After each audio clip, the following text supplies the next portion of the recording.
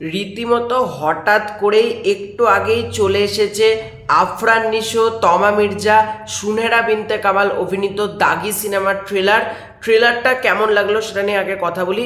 তো ট্রেলারটা আমি যদি বলি, 2 মিনিট 27 সেকেন্ডের ট্রেলার হয়েছে, প্রচণ্ড বড় হয়নি আবার খুব ছোটও ট্রেলার হয়নি, একটা কম্প্যাক্ট ট্রেলার রাখা হয়েছে, মেকার্স এটা করতে চেয়েছে।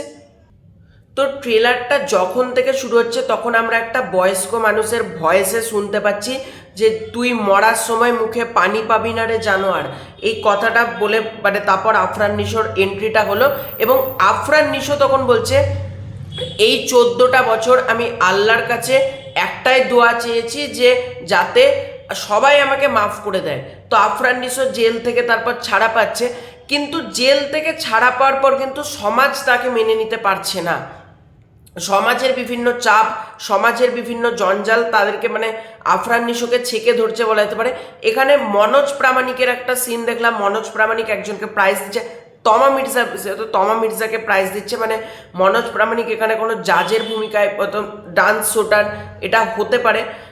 তারপর একটা রোম্যান্টিক গান শুনতে পাচ্ছি, ছুঁয়ে দিলে, ওই গানটা আপলোড দিলে ভাই ভালো হয়, রিলিজের হয়, গানটা খুব ভালো লাগলো, ওইটুকু পার্ট শুনে খুব ভালো লাগলো। কিন্তু ওই ছুঁয়ে দিলে যে কথাটা বলছে মানে গানটা মনে হতে হচ্ছে একটা রোম্যান্টিক ট্র্যাকই হতে চলেছে, তো এটা আমার ভালো লেগেছে। এরপর যদি আমি বলি, তো তারপর ট্রেলারটা যেভাবে মোড় নিল, শহীদুজ্জামান সেলিম থেকে আপ হামকো ভুল গায়ে লেকিন হাম আপকো নেই ভুলে, এরকম একটা ডায়লগ দিয়ে শহীদুজ্জামান সেলিম যখন এন্ট্রি নিল, তারপর আর একটা লোক বলছে খেলা হবে পলিটিক্স করি, ওই জায়গাগুলো ভালো লেগেছে ভাই, মজা পেয়েছি এটুকু বলতে পারি।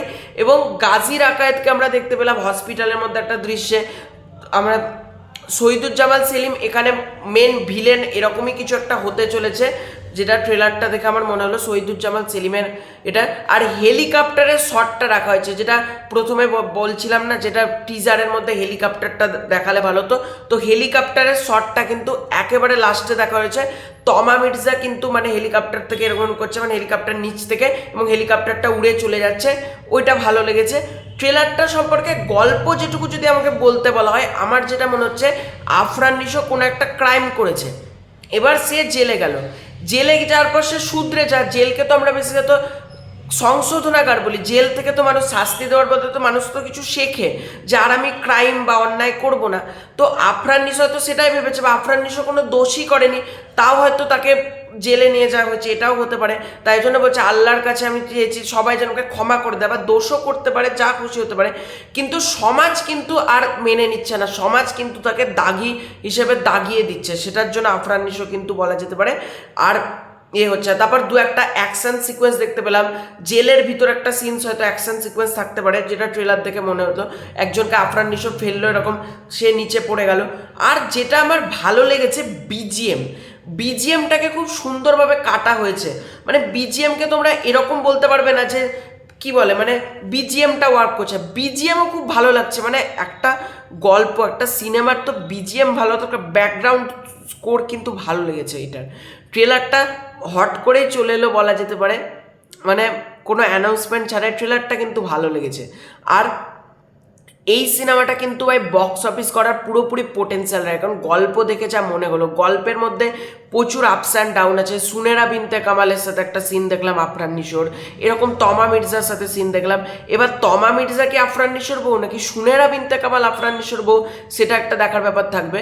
তবে আফরান নিশো চাইছে সবাই তাকে ক্ষমা করে দিক, কিন্তু ক্ষমা করছে না, আলটিমেটলি তার সাথে কি করছে, এবং সে অজান্তেই পলিটিক্সে জড়িয়ে পড়ছে। এটা অনেকটা এরকম, ধরো আমি ক্রাইমের জগতে ঢুকে পড়েছি, আমাকে পুলিশে ধরেছে, তারপর আমি জেল থেকে ছাড়া পেয়ে গেলাম, কিন্তু তাও আমাকে যারা পলিটিক্সে যেসব দলের সাথে আমি যুক্ত হয়েছি তারা আমার পেছন ছাড়ছে না, মানে তাদের দলে তারা আমাকে আবার জোর জবরদস্তি ঢোকাতে চাইছে, এরকম সিনস আছে। কারণ শহীদুজ্জামান সেলিম আমার যেটা মনে হলো কোনো পলিটিক্যাল পার্টির লোক, আর একটা যে লোকটা বললো না খেলা হবে পলিটিক্স করি, ও হয়তো পলিটিক্সের, ওই লোকটার নামটা এই মুহূর্তে আমার মনে পড়ছে না, যে চুলটা কম বা টাক মাথা টাইপের, ওই লোকটাকে আমি খুবই ওয়েব সিরিজ সিনেমাতে আমি দেখেছি, কিন্তু নামটা এই মুহূর্তে আমার ওনার মনে পড়ছে না।